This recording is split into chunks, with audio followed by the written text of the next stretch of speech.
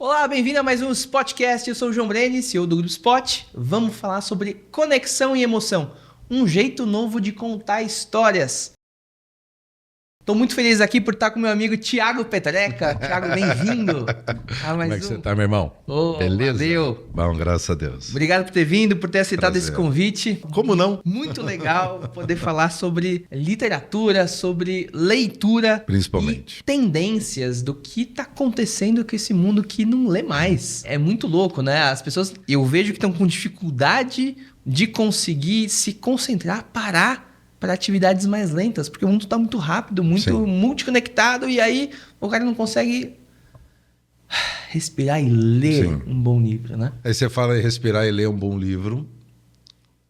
Aí eu vou fazer pausas intencionais. E aí quem tá ouvindo a gente já fala, ai meu Deus do céu, já dá aquele comichão, o que é esse 1 segundo de pausa, né? Mas curioso, porque livros sobre meditação, sobre conceito zen, budista, ou seja, tudo aquilo que tem a ver com a necessidade de estado de presença e pausa, tá super em voga, aparece demais, seja em Reels, seja em TikToks da vida, seja onde for, e principalmente nas livrarias, onde você tem isso como autoajuda, por exemplo. É um paradoxo a gente olhar para isso, porque o livro vai te ensinar sobre aquilo que obviamente é necessário, no caso mindfulness, que é um dos nomes mais famosos aí dentro dessa busca por um bem-estar, por uma saúde mental, vamos chamar de equilibrada. Mas no final das contas é paradoxal porque ele está te ensinando a fazer uma coisa cujo contexto no qual estamos inseridos nos impede cada vez mais. E aí quando eu falo desse contexto, a gente pode separá-lo pelo menos em dois. Um deles, que é o contexto das mídias sociais, e o outro, que é o contexto do corporativo, que também é influenciado por isso. É. Então, quando a gente pensa nas mídias sociais, que a ele é transversal, né, para todo CPF que existe, a gente está sendo treinado, principalmente as novas gerações, em um contexto que, para elas, não tem nada de diferente. E eu sou de uma época que a gente ligava de orelhão. Eu falar de orelhão hoje, muita gente não vai fazer a menor ideia do que eu estou falando. Talvez pensem em Hobbit, talvez pensem no Senhor dos Anéis, nos elfos, né? O orelhão deve ser aquilo, né? Aquela orelha grande e tal. Não, o orelhão era o telefone público que a gente utilizava com ficha, depois com cartão. Daí vem o velho ditado, pô, caiu a ficha? Porque a hora que a ficha caía, é a hora que a ligação completava. Então conectava A com B. Quem ligava com quem estava recebendo a ligação. E aí se você falasse muito, porque sua fichinha tinha que colocar outra, né? Sim, 25 centavos, queridão, de 25 em 25, ia caindo as fichinhas ali, né? Quando era dinheiro. Depois era ficha mesmo, que você comprava, e aí tinha depois o cartão. Então, eu sou da época que usava o orelhão. Então, quando a gente olha para isso, a galera nova, vamos falar, nascidos aí anos 2000 para frente, muito provavelmente, porque com a entrada do iPhone em 2007, né, eu falo iPhone por conta do conceito do smartphone, que é essa tela multi-interativa que está no nosso bolso, na nossa mão o tempo inteiro, gerando vícios, inclusive, é 2007. Né? Então, quem nasceu em 2000, com seus 8, 9, 10 anos de idade, já estava imerso nesse celular. Agora, quem nasceu depois de 2007, pior ainda, que já nasceu em uma casa cujos pais, desde o começo, utilizam o smartphone. Assim, nas diferentes classes sociais, porque você vê a quantidade de telefones em operação, ele é maior do que o volume de população, se eu não me engano. Esse dado em específico eu não tenho, mas é assim, é gente com mais de um celular. Então você tem uma diversidade muito grande, mas na grande maioria tem acesso às redes sociais. E essa que é a grande sacada. Então, quando a gente olha para esse cenário, a gente tem um contexto, é igual o peixe dentro d'água. Ele não tem condição de falar da água porque não consegue ver fora da água. Ah, mas ele está imerso na água, por isso mesmo. Ele nunca viu nada de diferente, então para aquele peixe é tudo. Então, para uma criança que sempre teve o smartphone na vida dela como algo presente, onipresente, inclusive, viver sem aquilo não faz o menor sentido. Igual ter um telefone público na rua na minha época, se eu quisesse falar com alguém, de verdade, a cada poucos quarteirões a gente encontrava um telefone público e fazia a ligação que queria. Tinha ficha de telefone público que a gente andava na carteira, né, para poder fazer essa ligação. Era a época de mães desesperadas, né? Que não tinha como botar um celular na mão do filho, ele ia para uma balada, não tem como ligar. E aí eu até não sei, porque hoje o filho vai para balada com o celular, a mãe liga e o filho não atende. É um motivo para maior desespero. Né? Porque se não tem nem como ligar, você só reza. Agora, você tem como ligar e o outro lado não atende, aí a coisa fica complicada. Mas essa lógica do contexto, ela é absolutamente importante. Por quê? Porque o contexto, ele é absolutamente um grande influenciador da maneira como a gente pensa e se comporta. Quando a gente olha para este contexto a partir da literatura, da leitura propriamente dita, eu diria que, em termos de volume de coisas lidas, nós lemos muito mais. É WhatsApp, é Message, é isso que eu me refiro, tá? Eu já explico melhor o que eu quero dizer com volume de leitura. O volume de leitura realmente aumentou, mas não é uma leitura profunda. São leituras mais raras, né? Muitas vezes. De uma comunicação do dia a dia. Agora, falando em leitura, se você pudesse se apresentar, a gente começou a entrar no assunto, mas se você pudesse se apresentar, ia ser muito bom. E falar do livro novo do que Área. você está lançando, do Área. Isso. Eu ganhei o meu primeiro exemplar aí e já deixei uma aqui no podcast. Muito bom, obrigado pelo presente. Que isso, um prazer. Bom, eu sou o Thiago Petreca, marido da Mônica, pai do Luke e da Olivia. Um buscador constante. Eu costumo dizer que eu sou nerd de carteirinha. Porque eu realmente me sinto despido se eu não tiver um livro comigo. E não é o Kindle, é um livro. Tem que ter algum livro. Né? Para onde eu vou, um livro tem que me acompanhar. Obviamente tem a ver com a minha própria criação. Meus pais são leitores. Eu ganhava livros, tem livros em casa. Então, tem tudo a ver com esse aculturamento, né? O Michel Desmourguet, ele fala da importância da leitura compartilhada na época da criança, na época infantil, onde os pais leem com os filhos, debatem com os filhos, mas principalmente a leitura mesmo. Nesse momento, eu estou lendo Nárnia para minha filha. Eu já li para o meu filho, que hoje está com 16 anos, a minha filha com 11. Agora eu estou lendo Nárnia na hora dela dormir. Então é uma experiência muito bacana. E eu digo isso porque eu sou o Country Manager da Get Abstract no Brasil, que é uma biblioteca de livros de negócio, autodesenvolvimento, liderança resumidos, né? São resumos justamente para ajudar a turma a acessar de forma mais rápida, porém com profundidade. A nossa biblioteca é basicamente a única que todos os resumos, os nossos conteúdos são com direitos autorais. A gente tem a nossa própria inteligência artificial lá dentro, operando com respostas que são baseadas só na nossa biblioteca. Então tudo que é respondido tem lastro, tem fundamento.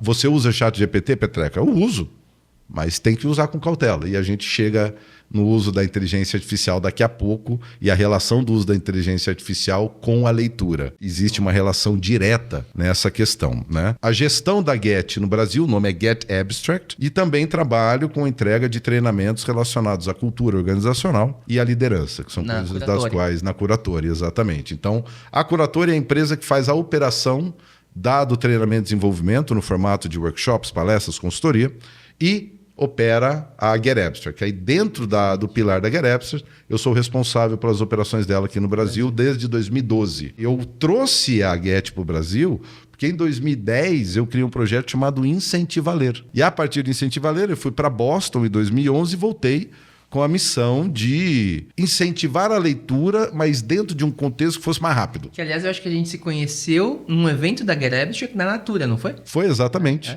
Em 2012, 2013. Isso, acho que foi 2013, se eu não me engano. Então, esse é o movimento que, no final das contas, o Thiago é produto da leitura. Né? E como missão, desde no final o berço. das contas, desde o berço. Desde o berço. Eu tenho 2 livros do Mindset ao Mindflow. O primeiro livro lançado na pandemia, em 2020. É um livro mais técnico. Tá? E no ano passado eu lancei o Área. O Área é um livro de prosa poética. É um livro que ele tem como objetivo, são 34 diálogos entre a Área e uma outra pessoa, que você tem que ler para descobrir quem é. Faz parte da mística por trás desse livro. A opção de utilizar a metáfora, a prosa poética, para que esse storytelling é justamente para que a pessoa, ao ler aquela informação, ela tenha condições de traduzir aquilo dentro da própria história. Legal. Por que eu estou te dizendo isso? Porque uma coisa é eu te falar, poxa, você vai enfrentar esse tipo de desafio na tua vida. Esse tipo de desafio na tua vida eu só posso falar a partir do que eu li ou do que eu vivi. Quando eu transformo um desafio, seja a perda de alguém, a perda de um emprego, um novo projeto com o qual você não está conseguindo lidar, é uma novidade, você se sente aquém da competência necessária para ela, enfim, desafios mais variados. Quando eu transformo ele em uma metáfora, o que é uma metáfora? Aquela velha música, Você Pra Mim É o Sol, né? Isso é uma metáfora. É quando eu trago um símbolo que ele representa algo que não é de fato. Então, uma pessoa não é sol. Porém, quando eu digo que aquela pessoa é sol, tudo que um sol possa representar, eu estou trazendo para aquela pessoa. Mas a beleza da competência metafórica é que, ao ler sol, a pessoa tem significados de sol muito particulares. Sim. Como ela experimentou o sol na vida, como foi a experiência numa praia, se o sol incomoda, não incomoda, se tem necessidade de sol, se não tem. Perceba que uma mensagem que vem através de uma metáfora, e as mitologias são super metafóricas, ela me dá essa competência, primeiro, de ser eterna, sim, independente do tempo. Ela não está marcada por uma informação presa a um fato temporal.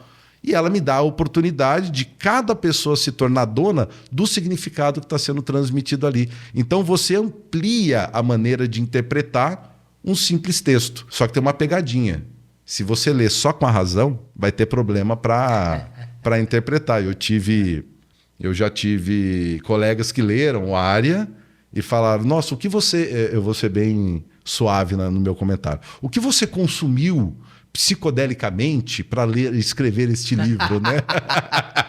Porque no final das contas exige uma leitura mais lenta, então são 34 diálogos. Você acha que as pessoas ainda têm esse prazer de leitura? Quer dizer, eu vejo que muitas vezes as pessoas ainda consomem um livro em função de um objetivo. Por exemplo, eu quero aprender sobre liderança, vou ler um livro de liderança. Quero aprender sobre cozinha, vou ler um livro de receitas, enfim, X. Sempre com um objetivo, mas aquela leitura do prazer, simplesmente por entrar no mundo mágico ou ler um conto, percepção ali da narrativa, isso tem diminuído muito, ou não? Em termos de... Aí sim, vou voltar na questão do volume de leitura. Entendendo que aqui a quantidade de palavras lidas, não por tempo, só a quantidade de palavras é maior, porque a comunicação não é mais, a gente não liga mais para as pessoas. Escreve. A gente escreve ou manda áudio, e agora o áudio, pelo menos no WhatsApp, você aperta o botão transcrever. Você está lendo mais. Veja, é uma leitura que é transacional. Eu estou transacionando a informação. Eu estou te informando de uma coisa, você está me informando de outra, sim, e vida que segue. Né? Ele só ganhou mais palavras escritas. Antes, velho orelhão, era por telefone, era falada. Então, você tem mais palavras lidas. Mas isso não significa que você tenha a competência da leitura. A competência da leitura é outra conversa. Por quê? Ler com competência significa que você, primeiro, traduz o código. Você sabe o que é português. Sim.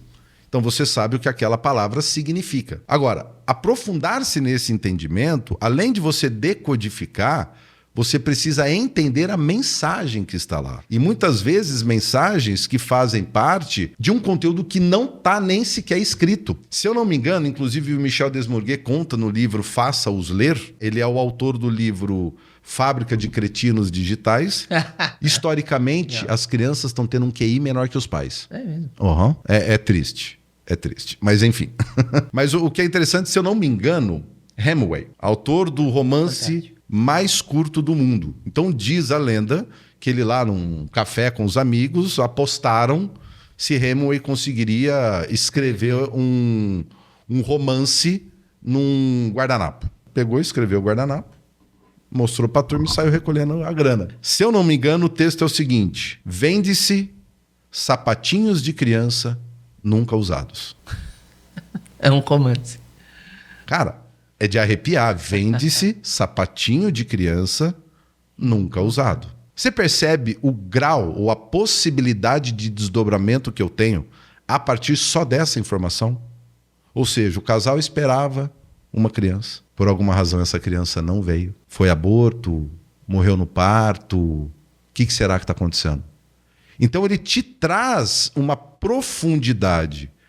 Mas se eu leio isso e já vou para o próximo rio, já vou para o próximo post, não dá tempo da informação decantar na tua cabeça. Eu vou pegar o exemplo do meu filho. A hora que ele ouvir o podcast, ele vai ficar bravo comigo, mas é verdade.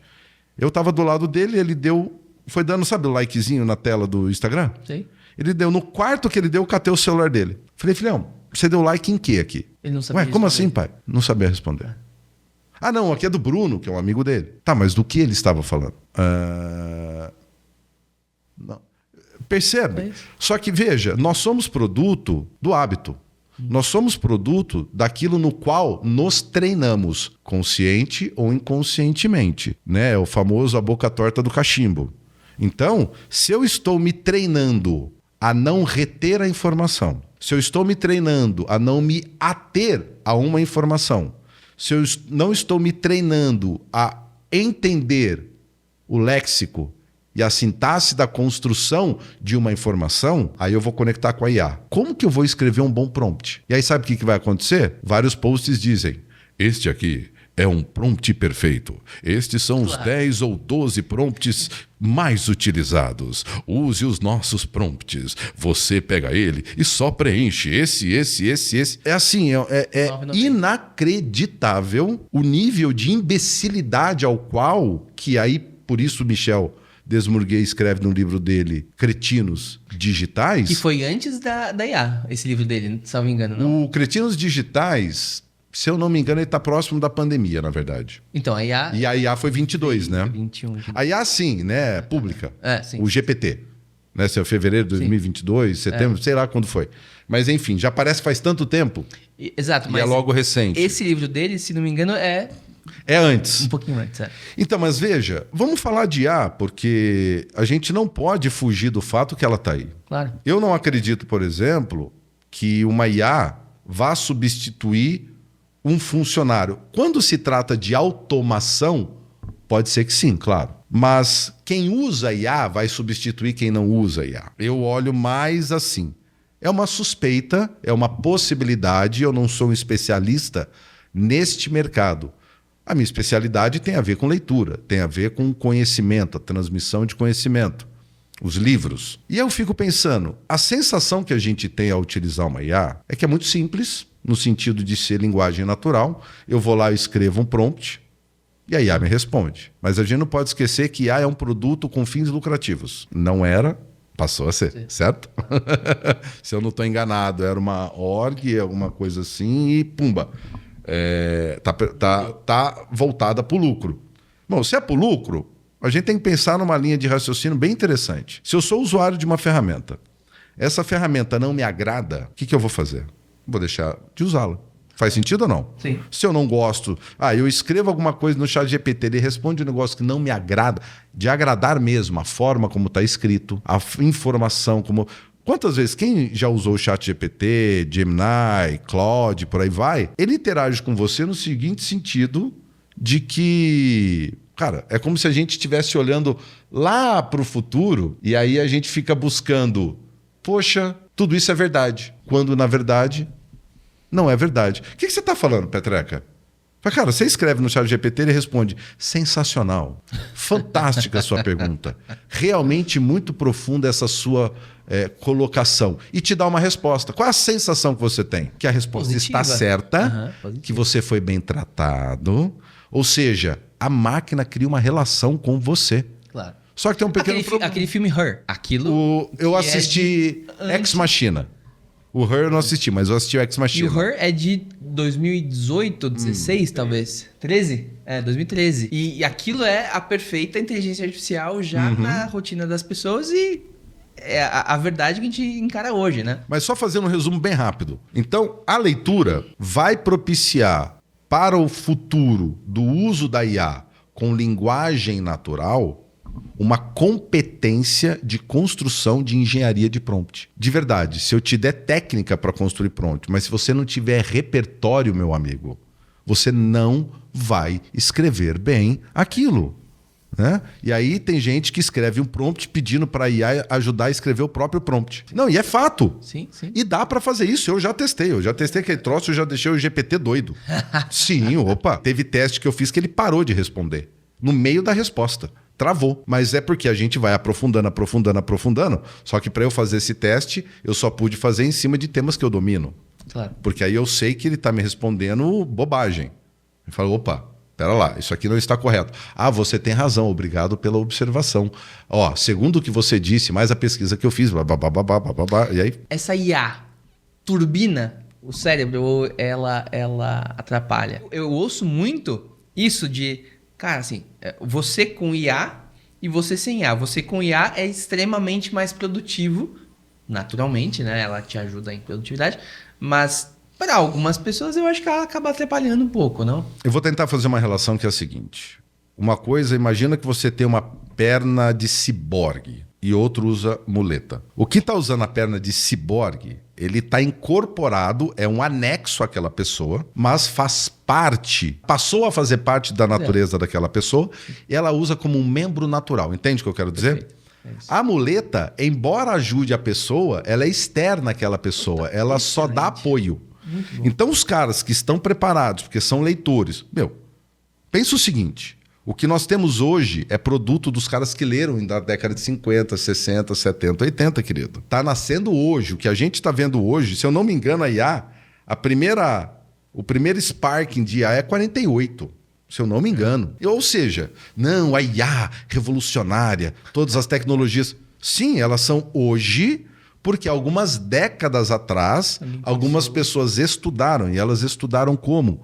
Nos livros. Ah, não, mas o mundo mudou, a gente estuda nos vídeos. Então, me desculpa, existe teste já feito em que pegam o grupo A e o grupo B. O grupo A vai ver um vídeo, e detalhe, é para operar uma máquina, amigo. É operação, não é filosofia, tá? Não é Kant, Sócrates, Epiteto, não. É para operar uma máquina, uma torradeira, vai. Não é torradeira, mas enfim. É uma máquina. Grupo A vai ver um vídeo da torradeira. O grupo B vai ver o texto. O grupo A retém 30% da informação. O grupo B de 70% a 80% da informação. E aí é interessante, por quê? Agora imagina a força que eu vou ter se eu juntar as duas coisas. Imagina se eu começo o meu processo de ensino para usar uma máquina com o texto, aonde eu crio um contexto, e aí grava isso, com o texto, contexto. Então, com o texto você cria contexto. Com o contexto na tua cabeça, a hora que eu olhar o vídeo, eu vou entendê-lo, apreendê-lo e questioná-lo com muito mais competência. E isso relacionado principalmente à assimilação de informação. Os audiobooks, você acha que estão aonde nisso? Quer dizer, você acabou de dar um exemplo perfeito de... Eu usei dois tipos de técnicas diferentes, uma de leitura e outra de audiovisual, para assimilar uma informação. O audiobook, quer dizer, aonde que você vê que ele está nisso? E o quanto ele... acaba ajudando ou deixando a pessoa preguiçosa na leitura? Eu uso audiobook, eu gosto de audiobook, inclusive os vídeos eu só ouço áudio. É verdade, eu sou um grande consumidor de YouTube. Andrew Huberman, Jordan Peterson. Esses caras eu adoro ouvir. São vídeos de 2, 3, 4 horas, só que eu não assisto os vídeos. Eu só ouço os vídeos. Então, se eu tivesse colocado numa escala de competência, de retenção, de profundidade, primeiro leitura, segundo áudio, terceiro vídeo. Se eu conseguir usar os três, aí eu estou no melhor dos mundos. Quer fazer um reel? Cara, faz um reel, faz um TikTok. Mas embasa isso antes com texto. Se você só ficar no reel, no TikTok, você só fica na superfície. E aí você não... E aí as empresas, por exemplo, querem profundidade, pensamento crítico e só entrega vídeo de 2 minutos, bicho. Cara, isso é um negócio... Assim, é de um paradoxo que é bastante irritante, para falar a verdade. E você sabe que hoje o que as empresas mais muitas vezes procuram a gente para fazer é algum tipo de produção de conteúdo multimídia num contexto onde a gente precisa criar uma conexão emocional com aquele usuário. Eu preciso que ele assimile uma informação. Para isso acontecer, eu vou usar uma série de ferramentas para eu criar essa conexão com ele, né? Muitas vezes o storytelling acaba sendo um jeito. Acabou até que o storytelling virou um buzzword, né? Sim. Fala-se muito disso, mas ele realmente ajuda a criar essa conexão. Mas, ao mesmo tempo que muita empresa quer trazer um conteúdo profundo, quer que o cara assimile um caminhão de informação, mas ele só tem 2 minutos. Ele só tem um stories para comunicar aquilo. Vou dar 2 informações. Então, só retomando a questão do audiobook, ele está, então, na minha forma de entender, em segundo lugar. Por quê? Porque ele é linear. Ele vai para o teu canal auditivo. E quando eu falo linear, é porque a leitura ela é como se fosse multidimensional. Você abre um livro, teu olho bate na página, ele vê um monte de códigos ali, na língua portuguesa, por exemplo, as letras, as palavras, etc., e ele te obriga a focar. E aí você começa a fazer a leitura, focado. Você já percebeu que você está lendo, de repente você dá uma voltadinha? Você leu assim... Todo mundo faz isso. E é da natureza. A leitura, ela é feita desta maneira. O que, inclusive, ajuda na retenção. Agora, o que é curioso? Num áudio ou num vídeo, vamos falar a verdade? Quantas vezes você volta o áudio? Quantas vezes você volta o vídeo para... Não, pera lá, isso aqui eu acho que eu não entendi o que a pessoa falou. Deixa eu voltar. Esse é um ponto. A grande maioria não volta. Vamos ser bem sinceros. Até porque, no vídeo, se a pessoa não tiver com grande foco e o vídeo tiver muita coisa, além da informação, a natureza humana é procurar a novidade. Então a pessoa se distrai muito rápido. Distração é o grande problema hoje. E a pessoa se distrai muito rápido. Então, por exemplo, eu ouço vídeos, não assisto vídeos. E aí é muito engraçado que às vezes eu estou ouvindo o vídeo e a pessoa fala, isso aqui que eu estou mostrando, eu falo, oh, caramba, vou ter que olhar o vídeo. E na leitura não só você volta, eu muitas vezes me pego, tô lendo, volto, fecho o livro, paro para pensar. Isso. E volto a ler. Agora, se aqui é uma atrocidade, aí a pessoa tá vendo aquele vídeo e põe no 1.5 2x. Meu amigo, assim, você realmente não quer aprender, na boa. Se algum ouvinte fala assim, não, eu aprendo. Tá, beleza. Vou fazer um teste contigo a 1.5 2x, depois você vai ler um livro. Você vai ler um texto sobre o mesmo tema. Agora, isso não é parecido com leitura dinâmica? Quer dizer... Então, o Michel Desmourguet desce a lenha nessa história. Eu não faço leitura dinâmica, porque eu tenho prazer em ler. Eu não quero que acabe rápido. Mas, por exemplo, um advogado que tem que ler contratos de 200 páginas 15 vezes por dia... Então, vamos lá. Ou não? São coisas diferentes. Tá. Vamos lá. A informacional é uma coisa. Então, eu estou lendo um contrato. Leitura Cara, se você conseguir... Então, mas vamos lá. Se você conseguir fazer leitura dinâmica de um contrato que pode ter pegadinha, pode ter brechas, Deus te abençoe.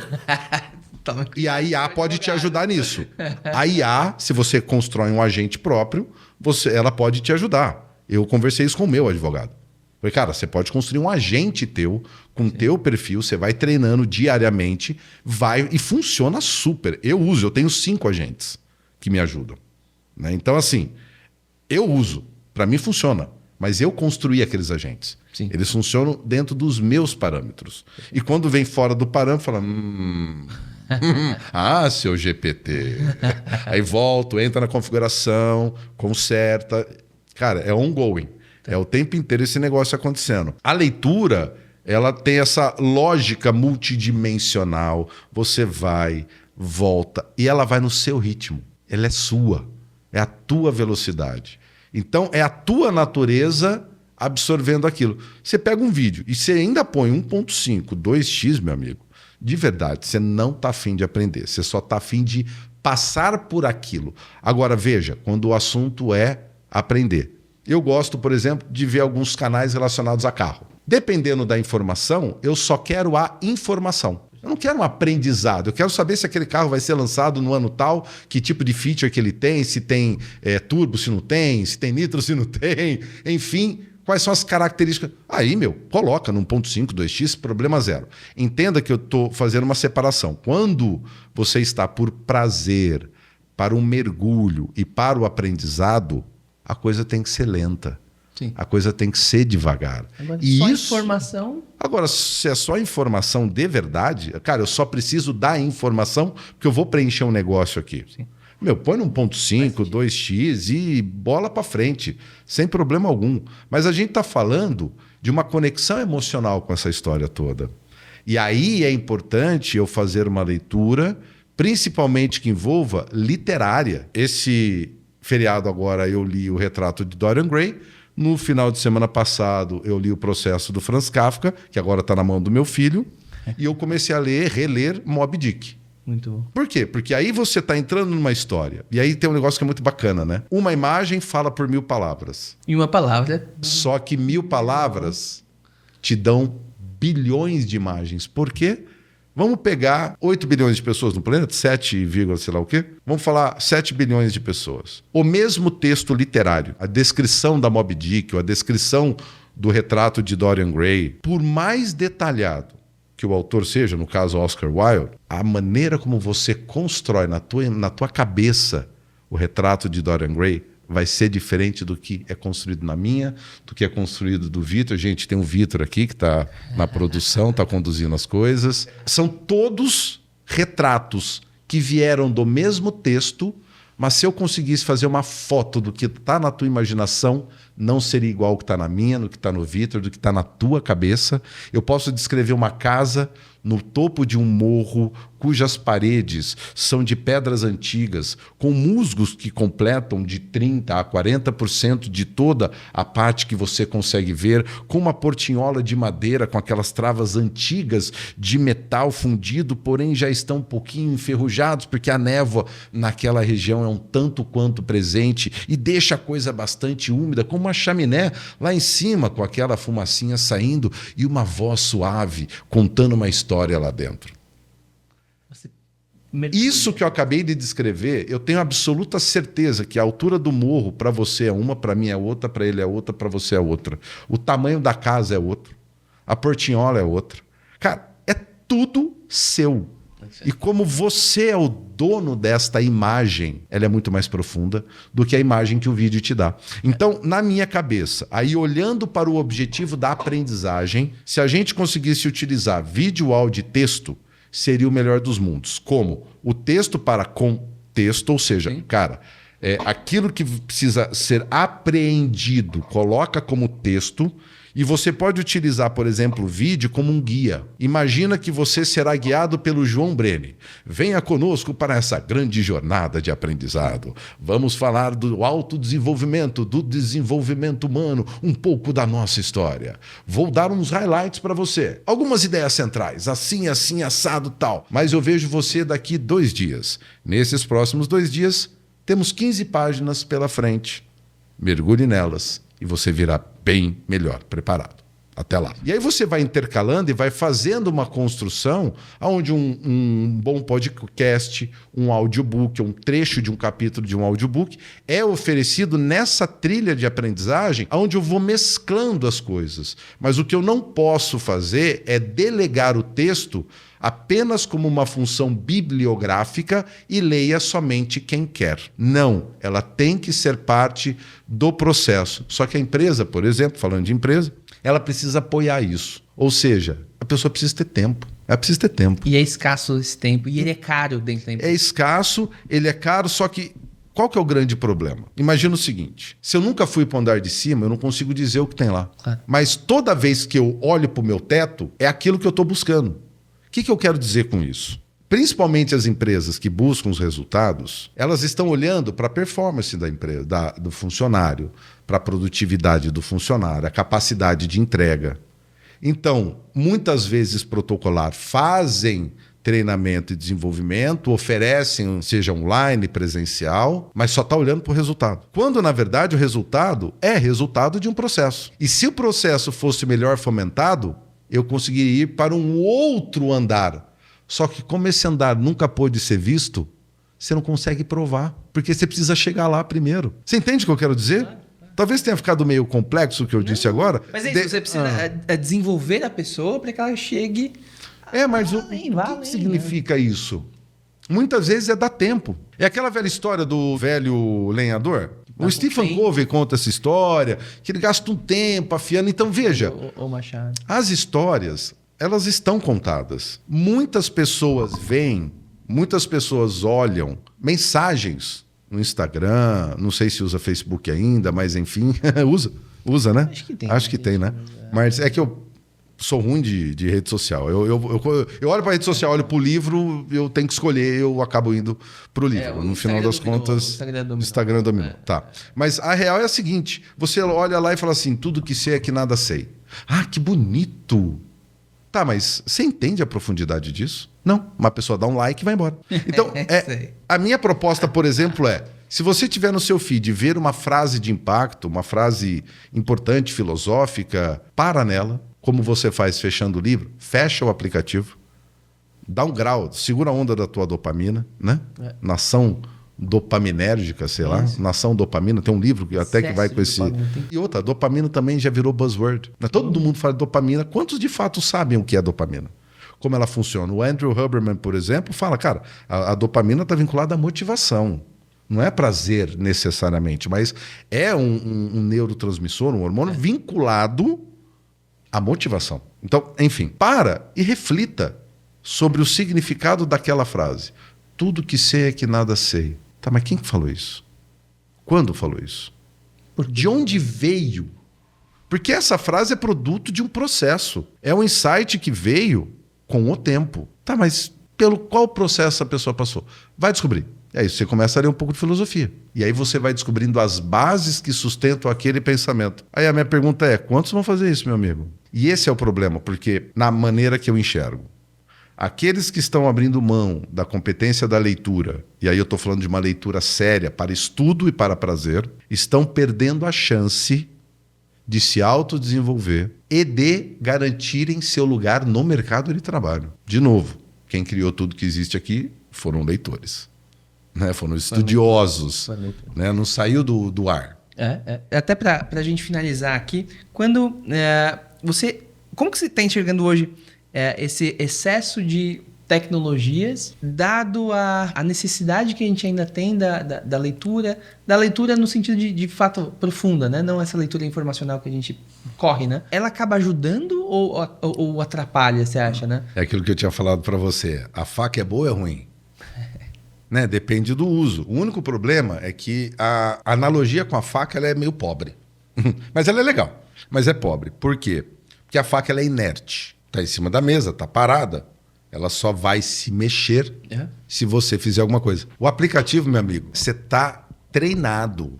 É como se você tivesse hipnotizado a abrir o aplicativo. Eu lembro que eu estava numa fila de parque, de brinquedo, de montanha-russa, essas coisas. E tinha uma menina na minha frente. O que ela fez ao longo do negócio, assim, eu realmente fiquei assustado. O que ela fazia? Ela colocava, estava bem na minha frente, então ela colocava o celular no bolso de trás e tirava. Olhava, escrevia alguma coisa e guardava. Tirava de novo. Olhava, não escrevia nada e guardava. Olhava, não escrevia nada e guardava. Olhava, não escrevia nada e guardava. Olhava. Ela fez isso tanto que eu comecei a contar quantos segundos o celular ficava no bolso dela. Não passou de 15 segundos. 1, 2, 3, 4. Deu 15, pumba. Já tinha sacado o celular do bolso. Só que eu fiquei na fila 1h30. Faz as contas de quantas vezes essa garota tirou o celular do bolso, olhou e voltou. Tirou o celular do bolso, olhou e voltou. Só que não era assim, ficava meia hora com o celular na cara. Não. Ficava 1, 2 minutos e guardava. Só que menos de 15 segundos depois estava olhando de novo. Depois guardava. Olhando de novo. Depois guardava. Você percebe que esta repetição é um treinamento? Tudo que você repete, você está se treinando, vai virar um hábito. E a gente é um produto... É produto da repetição. Tudo que a gente repete, ele tende a se repetir. Bom ou ruim, meu irmão, é o resultado que vai aparecer. Teu cérebro, vamos chamar assim, teu cérebro. Né? É uma discussão profunda isso, mas não sabe o que é certo e errado. Você tem julgamento de valores. Biologicamente falando, o input entra e uma resposta é dada. Simples assim. Você vai ter enzimas, neurotransmissores, hormônios sendo ativados. Agora, a interpretação disso tudo, para mim, pelo menos, ainda é um baita de um mistério. Mas, de qualquer maneira, você está se treinando a fazer o quê? E falta o treino de abrir um livro e ler. Eu vejo isso com os meus filhos. A minha casa é uma casa de leitores. Não tem cômodo na minha casa sem livro. Qualquer cômodo que você entrar, talvez eu acho que no banheiro não tem hoje, mas qualquer cômodo que você entra, tem livro. Na sala tem livro, na cozinha tem livro, na sala de TV tem livro, na biblioteca, obviamente, que é o escritório, tem livro. Aonde você vai, nos quartos, tem livro. Mesmo assim, a tentação da tecnologia é muito forte. E tem que pegar no pé, principalmente da minha pequena. Fala, sai um do celular, pelo amor de Deus, e leia um livro. E aí, o que acontece que é muito legal? As Aventuras de Mike, se eu não me engano. Começa a ler, meu amigo, fica no livro. e vai consumindo.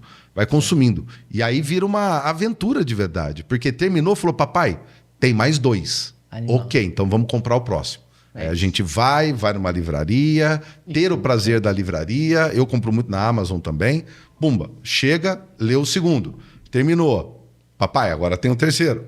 Vamos comprar o terceiro. Mesmo dando contexto, já é difícil. E aí, resumindo da pergunta que você me fez, a tecnologia, ela é neutra na maneira que eu vejo, embora o contexto, da maneira como ele se apresenta e porque a tecnologia funciona para gerar lucro, ela não está preocupada se você está aprendendo ou não, se está te fazendo mal ou não. Né? Bebida alcoólica pode fazer mal, cigarro pode fazer mal, faz mal de fato. Continuam produzindo, amigo. A decisão é do usuário, os pais principalmente. Que forma você prepara teu filho para o mercado de trabalho? Para um futuro, e aí a gente pode finalizar com a ideia da saúde mental. Né? A saúde mental também, um outro assunto inteiro para um podcast, com certeza está vinculada a essa capacidade de ler, mas a conexão que eu quero fazer aqui é a seguinte. Imagina a leitura como um treinamento para você se assentar em si mesmo. Aí você vai para um psicólogo para contar as tuas amarguras. Quando numa literatura, várias amarguras que você está vivendo estão sendo relatadas ali. Isso pode diminuir tua frequência no psicólogo, por exemplo. Porque você começa a criar um reflexo, você fala, puxa, isso daqui, por mais que seja uma ficção, também mostra que eu não estou sozinho. E olha, tem caminhos para a gente sair disso daqui. Esses personagens vivem emoções. E muitas vezes eu não consigo dar nome para uma emoção. O livro me ajuda. Você entende assim? A profundidade que um livro permite você alcançar, ela é a profundidade da tua imaginação, cara. É isso aí. E o problema é que quanto mais você fica nos vídeos, nos TikToks e Instagrams da vida, minha imaginação está aumentando. Não, não está. Ela está diminuindo. Por quê? Porque o algoritmo quer que você volte. E se ele quer que você volte, ele só vai dar aquilo que já é gostoso para você. Só reitera a mesma coisa, a mesma coisa, a mesma coisa, a mesma coisa, a mesma coisa. Me explica como que você está tendo uma melhor imaginação nessa história. E aí, por exemplo, tem uma professora de Harvard chamada Ellen Langer. Foi feito um teste para a construção de uma ponte de madeira. Tá? Não é ponte de verdade, tá, gente? É ponte tipo Lego da vida, né? Ponte de madeira. Grupo A, ela deu exemplos de como construir a ponte. Grupo B falou, tá aqui a ponte, esse é o objetivo, e não deu nenhuma orientação nem exemplos de como construir aquela ponte. Qual grupo você acredita que teve mais opções de ponte? O grupo B. Se eu não me engano, 4 vezes mais. Então aqui teve 3 e aqui teve 12. Por quê? Olha que loucura. Exato, a partir do momento que eu te dei a referência, você fecha a tua competência de construção naquela referência, principalmente se ela for visual. Sim. Agora, num texto, igual o exemplo que eu dei da casa, com paredes de pedra, 30%, 40% de musgo, névoa e etc., por mais que eu esteja te entregando um descritivo, a construção da imagem é tua. Ela é só sua. Inclusive chama Arya a personagem de Eragon, que eu já comentei com você que é autor de um livro maravilhoso, Johnny Blaze, não só de um, né? São 3, é uma trilogia, que eu já li, obviamente, você sabe disso, e adorei, você também sabe. Leiam Johnny Blaze, sensacional. Esse cara escreve maravilhosamente bem. O romance dele é lindo. Quem gosta de outros mundos e etc. vai amar esse negócio, magia e tal, e tal, e tal, né? Então, só para finalizar, a área descrita no livro, na minha cabeça, era uma elfa espetaculosa. A hora que eu olhei no filme, me desculpa a atriz, tá? Mas, meia boca. Não é bonitinha, tal. Não é essa a questão. Mas a mágica, a personalidade da Arya no filme Eragon. A hora que eu comparo com o que eu criei a partir do livro, cara. Sua cabeça é outra. Não tem nada a ver. Por isso que todo mundo tem a mesma sensação de quando vê um filme e lê um livro. É absolutamente raro um filme que se coloca na altura de um livro. E mesmo Senhor dos Anéis, que é maravilhoso. Exato. Uma história que eu vi uma vez, ele fala de uma aldeia que tinha vários guerreiros que tinham que subir até o topo de uma montanha de gelo e ninguém conseguia, né? E todo mundo ali na aldeia sabia que era impossível. Até que chegou um forasteiro E o mestre da aldeia falou, ó, ele vai ser o único que consegue subir ali na montanha, naquela geleira.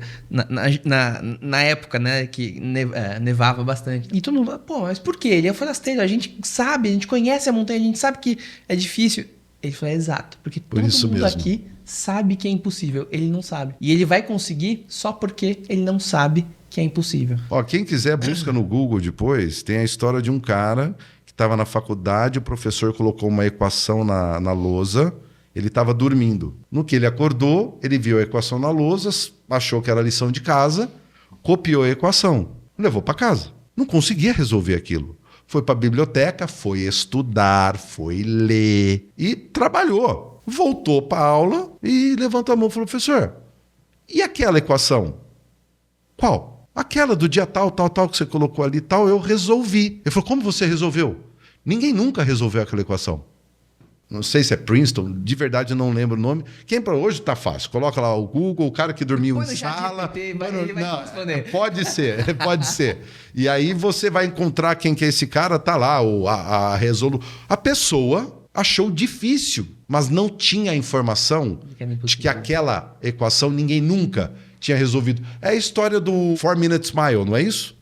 De 4 minutos para correr uma milha, que era um recorde, alguma coisa assim, e ninguém nunca batia. O dia que a pessoa bateu o recorde, meses depois, a galera começou a bater o recorde. Você falou, mas por quê? Porque agora eu vi que é possível. Perceba que, inclusive, isso que nós estamos falando, nós estamos repetindo coisas que com certeza quem está ouvindo a gente, ou vendo a gente, já ouviu. O impossível está na nossa cabeça. E aí, de novo, esse é um tema que vale a discussão. Eu posso pegar aqui do teu prédio, ir na janela e pular e voar? Não, porque claro que eu posso voar. Por quê? Porque isso não é impossível. Cara, calma, tem um negócio chamado gravidade. Mas vocês estão falando que o impossível está na minha cabeça. Então veja, calma. Não é super-homem, amigo. Nas condições que você tem, você não vai conseguir voar. Mas Santos Dumont lá atrás... Não conseguiu. Não conseguiu voar? É isso aí. Maravilhoso! Show de bola? Valeu. Obrigado muito pelo bom. convite, irmão. Foi muito bom poder falar um pouquinho, foi ótimo. Eu acho que a gente, em poucos minutos, dá para ficar 3 horas aqui falando, porque tem muito conteúdo relevante que a gente consegue discutir, né? Legal, João. Valeu, obrigado. Obrigado a você que acompanha a gente. Visita, né, o site da Spot, conheça mais sobre o trabalho do João Brenner. Johnny Bleias, leia esse livro e também leia o Área, 34 diálogos em prosa poética. Eu vou fazer o seguinte, se você me permite. Você quer fazer o encerramento? Manda bala. Faz o encerramento, que aí eu vou ler um trecho, um texto que é curtinho. E aí, se couber na edição, você coloca como um adendo a leitura do texto, pode ser? Ó, então eu vou ler o diálogo 4, tá? Então, lembrando, o Área é uma prosa poética, é uma conversa entre 2 pessoas. E o que acontece é que a Área ela começa a vislumbrar ideias de uma maneira diferente. E essa é a maneira como ela se apresenta. 2 se encontraram, mas parecia uma multidão. A polifonia das ideias trocadas rasgava o recinto como trovões em plena tempestade. Inundavam um ao outro com suas inquietações, dúvidas e histórias. Correntezas intermináveis carregavam a intenção mútua por descobrir-se e encontrar um ao outro. Era um encontro de semelhantes, habitantes de um mesmo lugar, ainda que muito diferentes. Uma conversa que buscava desvelar ideias que ainda não haviam se materializado em relatos, que ainda não haviam sido ouvidas pelos ouvidos de seu próprio Criador. Um entregar de si ao outro que leva a um encontro consigo mesmo. Confundiam-se os papéis nessa conversa. Identidades se misturavam e se separavam, como em uma dança não ensaiada, porém harmônica. Um diálogo sincero, daqueles que, quando a coragem permite, se trava ao espelho, que, embora inerte, nos obriga a olhar em nossos próprios olhos. Caramba, que legal. Muito bom, muito obrigado. Valeu, Peteca. Obrigado. Prazer, irmão. Tamo junto. Aqui. Valeu. Vamos nessa. Valeu, pessoal. Obrigado. Valeu. Até a próxima.